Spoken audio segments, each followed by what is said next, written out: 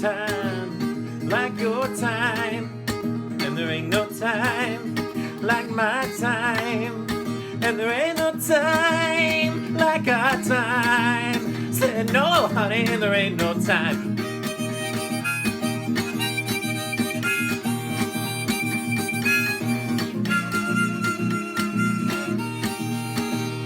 And there ain't no time like this time, and there ain't no time like that time.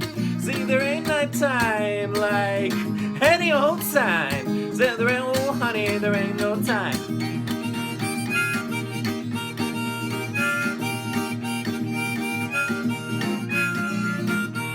And there ain't no time like a crime time, and there ain't no time like a high time, and there ain't no time like a mighty fine time.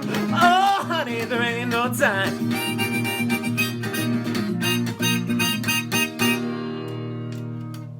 That was a song by today's guest. The song is called Talkin' Ain't No Time. I realized maybe I sang it a bit too much because talkin' tends to imply it's a talkin' blues, but whatever. And the artist is named Danny Rose. No, not Broadway Danny Rose. No, not Tottenham Hotspur soccer player Danny Rose. No, not some obscure member of the Schitt's Creek cast. Danny Rose, the folk singer. And this is someone who I had not met, did not previously know before reaching out to him for this interview. You know, I started out the show talking to all people from the Montreal open mic scene. Then last week I got to be exciting and branch out all the way to Boston. But this week I really branched out and went to Australia. And I was not expecting that because Danny Rose came up on my Instagram suggestions around the time I had finished reading Woody Guthrie's biography and I had posted about it on my account. I think that's what made him show up in the algorithm. And he was just a living embodiment of Woody Guthrie, from the photography style he'd managed to pull off to the way he pulled off these very pure yet simple folk recordings. You know, there are a lot of people who want to be Bob Dylan or Neil Young or whatever, but people who actually bring it back to when folk really was folk, you know, your Pete Seegers, your early Joan Baez's, and, you know, most of all, your Woody Guthrie's. That's something unusual. And Danny Rose just does it so naturally. One of the things that was great about Bob Dylan is that he both revived the style of Guthrie and made it original and, you know, clearly made a whole career out of that. We're going to see if Danny Rose manages to do that down the road. He has 2 albums so far. I hope you enjoy our conversation. So I'm joined today by a folkie named Danny Rose. And when I say folkie, I don't mean some hipster who sings with an acoustic guitar. I mean someone who really brings you back, not to just to Bob Dylan, but well before. The kind of thing that really predates modern albums. So I was thinking, Danny, why don't you start by telling us a little bit about how your musical career started and how you really ended up zoning in on the specific sound? Yeah, sure. I started out, I grew up on blues and folk and country. And I suppose I sort of came across that. I delved right deep into the deep south of blues, you know, and that sort of thing just stuck with me. And when you get heavy into that, you find out the big spider web around it all. You got Woody Guthrie, you know, you got Pete Seeger and all the greats there. And I never came back up for air after that, you know, I just got stuck to it. Right. And I started writing my own music and I just, it came out the way it came out, you know, and I suppose that had a big influence on me. So that's how my music sounds now, that sort of style. Right. Well, because with the first album, which is called Danny Rose, I could certainly hear that. The Hard Times Are Coming from 2021, though, that one, it felt like you really zoned in on the Guthrie sound, whether it's the cover photo, whether it's the way you laugh when you sing. I think that's one of the great things about his style, and you've picked that up perfectly. And then the talking blues as well. So I don't know, do you see yourself as sort of bringing back this forgotten sound, or it's just this is your own songs and they just happen to be sounding a bit like the influence? I don't know if I'm bringing it back. I mean, I'm sure it's always there. You know, there's a great folk scene going on at the moment. If you look into things such as Gems on VHS, they're doing a lot of in Nashville, and a lot of filming a lot of great folk musicians. I suppose I don't know. I just listen to the music I listen to, and I write most days, and I just try and put music to it. If it comes out that way, it comes out that way. Another great folk musician is the tallest man on earth, and I write a lot of songs on the side that I haven't released, but they sort of sound like him, you know. And I put songs together for the albums that I think go well together, such as, for instance, on Hard Times Are Coming, there's a song on there called Old Mountain Banjo, where I play banjo on it, and it's a bit different to the other songs. I actually wrote that 2 years prior and recorded that for the first album, but I just didn't feel like it fitted on the album, so I brought it forward to the second one, you know. So I suppose the songs come together whichever way they come, you know. Hopefully that it works. Yeah, no, I think it does for sure. I guess another thing I'd ask, so I'm in Canada, and I'd say still it's mostly the same American British music that's big here, though there coincidentally were a lot of big Canadians in the 60s folk scene, you know, Mitchell, Cohen, Lightfoot. And then also Canadian radio has all these rules protecting local artists. Growing up in Australia, do they really try and promote a local scene, or do you mostly just end up listening to American and British music? Yeah, I think the Australian scene has a hard time. You know, somebody asked me that recently. What's the folk scene like in Australia there? And to be honest with you, it's very thin. You know, if you listen to Bon Iver and Mumford and Sons, you know, you're a folk musician. But I'm much more for the roots kind of things, and that whole scene's very thin here. You're going to struggle to really find that, which I suppose is why most of my followers come from America and follow me from such as like That's How You Found Me, you know, on Instagram. So the scene here is very different, and for radio wise, yeah, you just end up listening to everything else that's pushed. Locally, it's quite hard to find people here, to be honest with you, unless you really dig deep. You know what I mean? Right. Is there anyone you'd recommend? Yeah, there's a few people, I suppose. One guy down in Melbourne, his name's Kyle Brew. He's doing a lot at the moment for writing his own music and putting it out there. And he joined the competition recently with Gems on VHS. Who else is a great singer? Yeah, there's many people. I can't really think off the top of my head right now for some reason. There's a guy called Apollo Pound, also down in Melbourne. He's doing a lot. He's doing a lot of country stuff, you know, Johnny Cash sort of stuff. You know. Right. Yeah, I'll just try and follow who I can. It's hard to keep up some days. So you have two very overt protest songs on the albums, the death of Amantic Bradford and the killing of George Floyd. You know, speaking about police racism and killing is also certainly part of the folk tradition, you know, with Bob Dylan's Hurricane and Lonesome Death of Hattie Carroll. Personally, I don't end up writing many political songs because I feel like I have to have a song come to me in my head. The melody and the words almost have to come together, and you know, I'll sometimes want to write on a political topic, but it feels forced and the song comes out bad and I trash it. So how does this end up happening for you? Do you just feel compelled to write on these subjects because they're two very different, very good songs? I mean, as different as folk can be. How does that process work out? So Death of Amantic Bradford was an article I read at the time. I didn't know anything about it until I read the articles, you know, as you just news pops up on your feed. And that one really sort of struck out to me, and I started just mucking around with some lyrics. You know, I was reading the articles and I was putting some pen to paper, and that one came about. And much like you say, sometimes it can feel pretty forced. When I was writing that one, I've got about 4 different versions of the tune itself. And in the end, I came down with the lick on it, you know, the hook, and that one sort of stuck with me. So I went with that version of the song. And as for the death of George Floyd, that one was completely based on an article.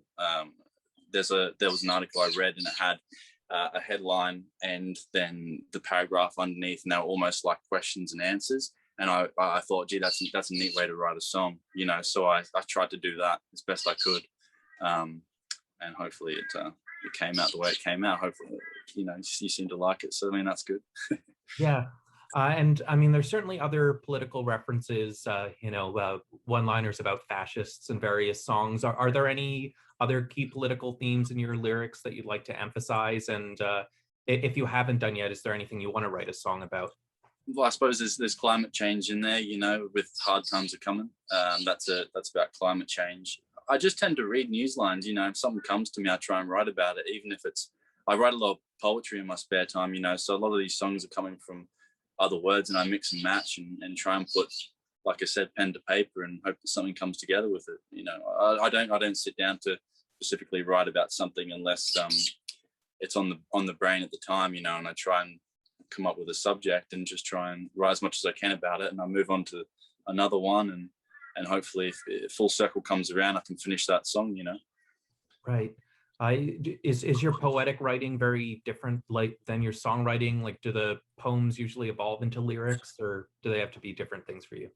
They don't always turn into songs. There's one that made the first album, which was Lonesome Farewell.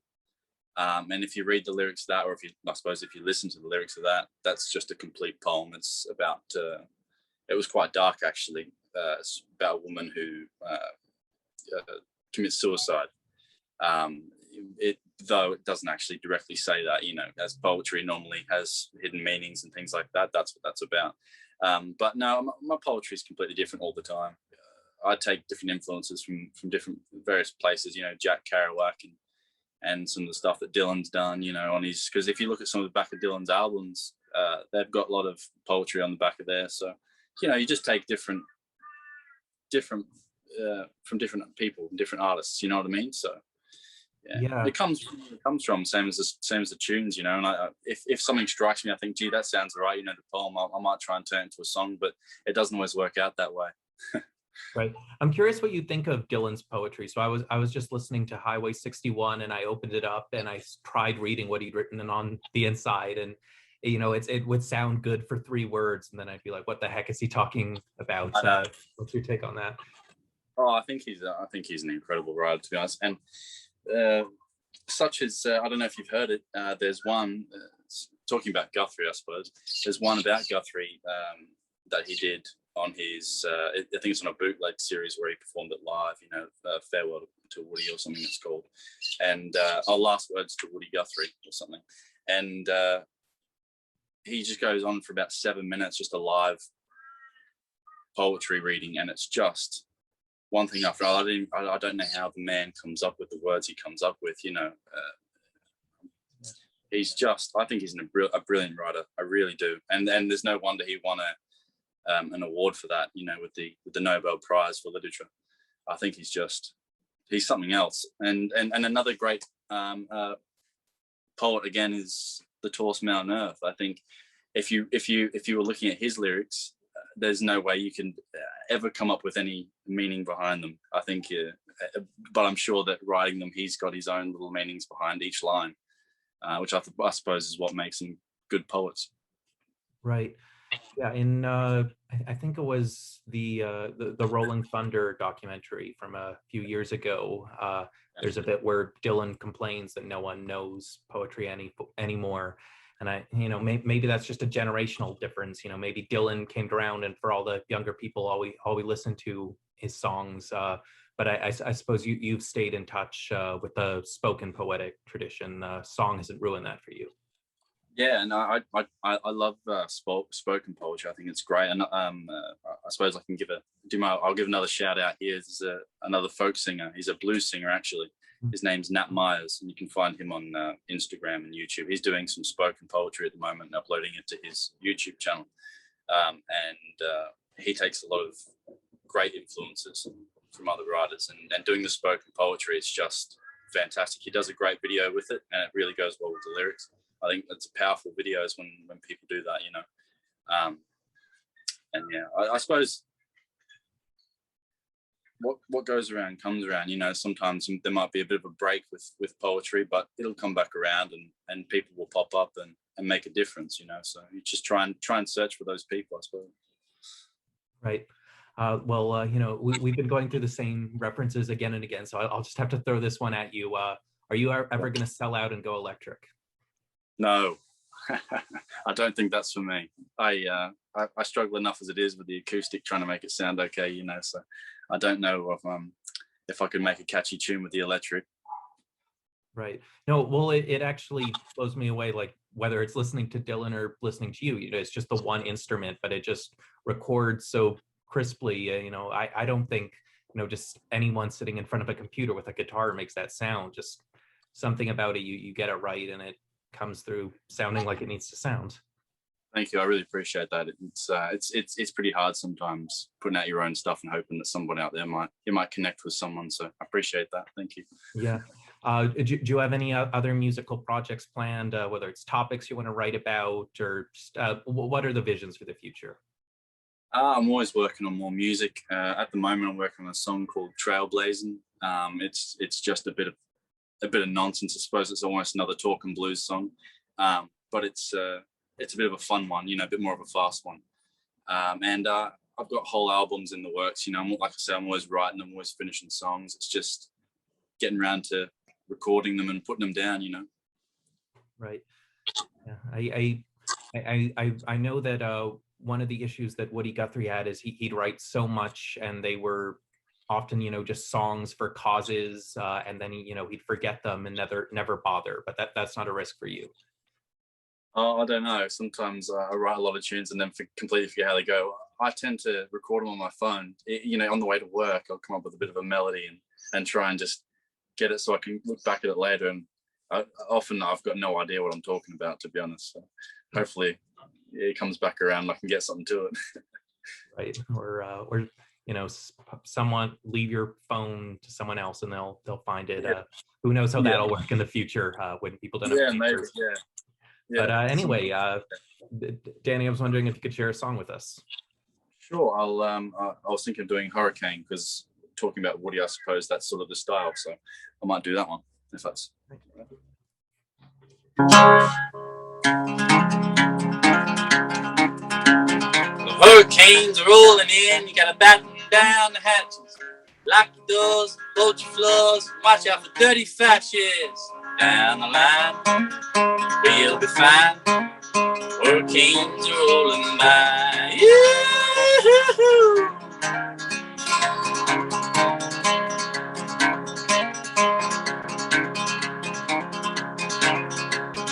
Just like an old rusty train, she's smoking like a fire. She'll chew you up, spin you round, and she'll come a dime. Down the line, we'll be fine. Hurricanes are rolling by.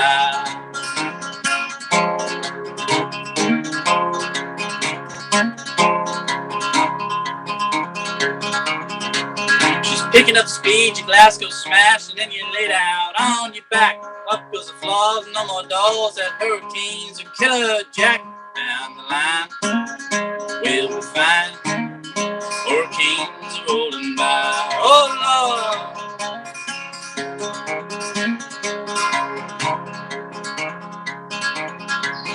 She came down, destroyed the town. Now off she goes without a sound. Big old mess, that hurricane, never to be seen again. Down the line, we'll be fine. Hurricanes just rolled on by. Awesome. And I suppose I'd seen the pictures before, but actually seeing someone play with their guitar up there, that just adds a whole other level of cool to it. That's just the way I play it. So. I know what you mean. It's the aesthetic of the music, I suppose. Yeah. Well, anyway, Danny Rose, thank you for joining us today. No worries. Thank you for having me. I appreciate it. Awesome. So that was my interview with Danny Rose. Loved everything about it up until that moment at the end when he starts playing his guitar like this. I'm kind of tempted to try that, but I'm also kind of tempted to let that be his thing, or his thing and Woody Guthrie's thing. I'm still kind of convinced he and Woody Guthrie are the same person, and he's come back to, write all those songs that Woody never got to write. But anyway, keep on checking out Danny's work, and keep on coming back for more of these interviews. I'm Zach Morgenstern. This is silent co-host Ludwig von B. See you next time.